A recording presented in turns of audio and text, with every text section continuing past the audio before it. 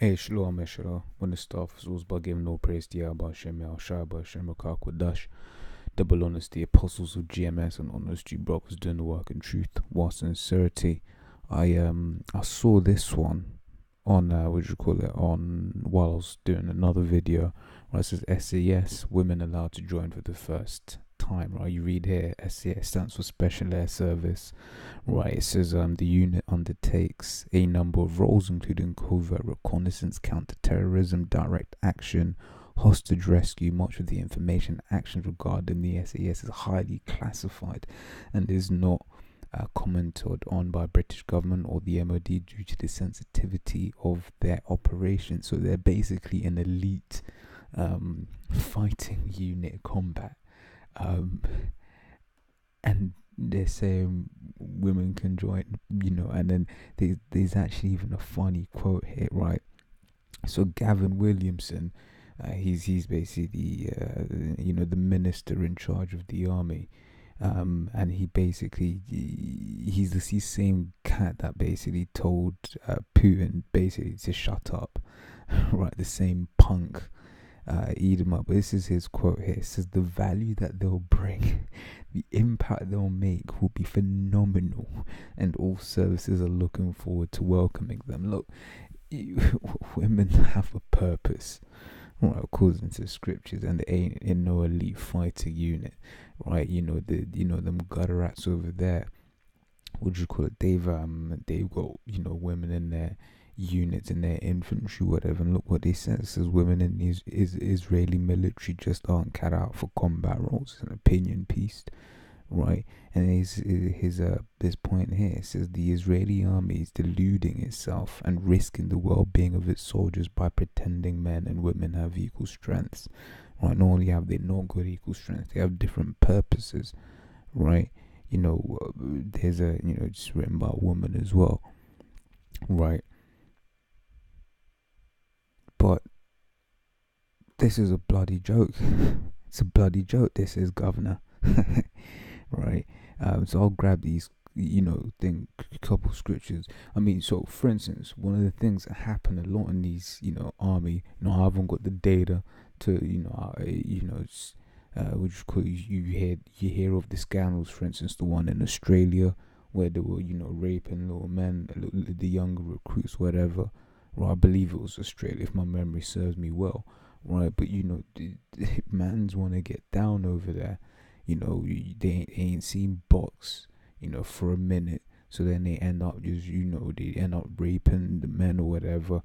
And then even, because you had the that law that they repealed a few years ago, which basically people said meant that military men could basically, I don't remember that too well, so I won't even touch on that. But basically the point is, right, you're gonna have elite men, right, and then they're gonna be around women or whatever, and then they're gonna start looking at these women like, oh shit, oh man, what happens when men and women are together, right? Now, on the battlefield, the last thing you want is distractions. That's just one of the reasons why women ain't there, right?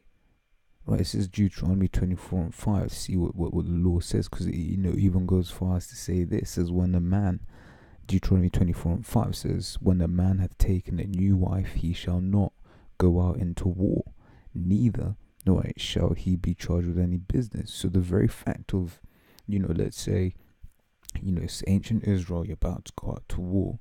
If you've just been married to a woman, you've just been, obviously a woman, or if you've just been married, right, you just, gotten into the bed chambers, you've been betrothed for a minute, you just piped it in, right, that's your wife now, you've paid the dowry, whatever, what have you. You ain't supposed to be going out to war, because your mind ain't there, your mind's in the wrong place, right? So would you think that's gonna happen there?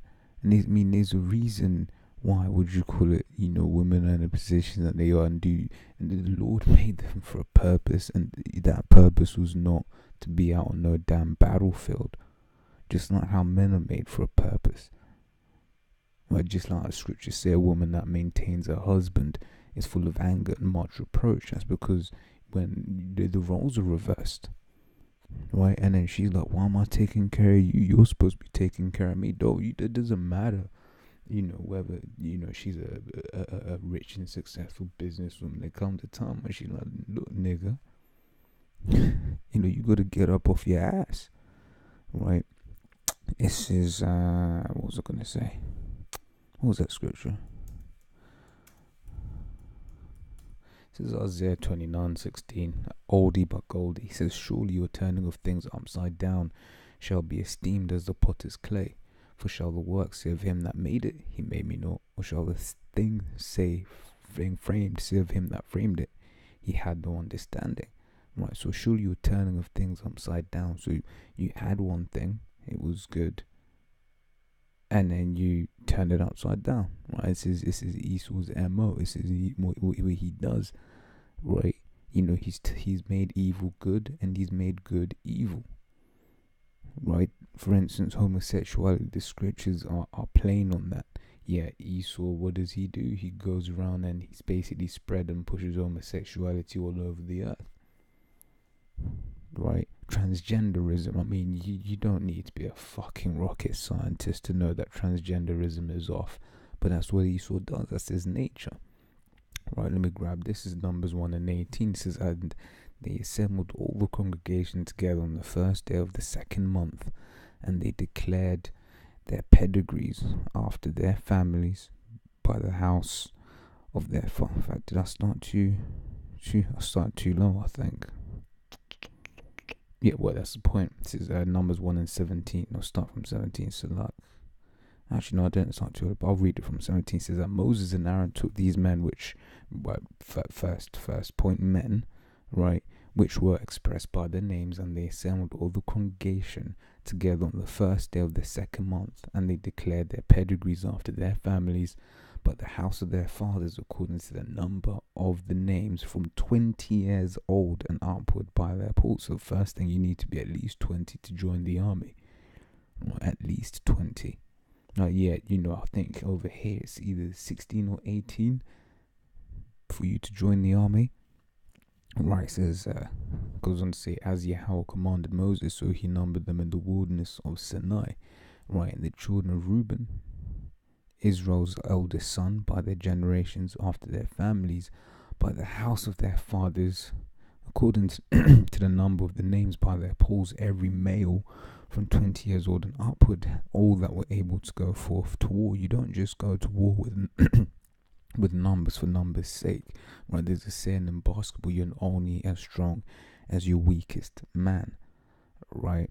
This is 2 Samuel 23:8 says, these be the names of the mighty men whom David had, the Tachmonite that sat in the seat, and chief among the captains. The same was the Dino the Esnite.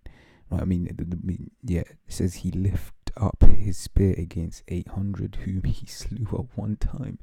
Right? So these were the mighty men of David, right? Doing things that were, you can only do in Hollywood with special effects in this land, in this time, right? But yeah, I believe the point's been made. Like I said, just a quick one, just a commentary on this bullshit here, and till the next time, I say shalom.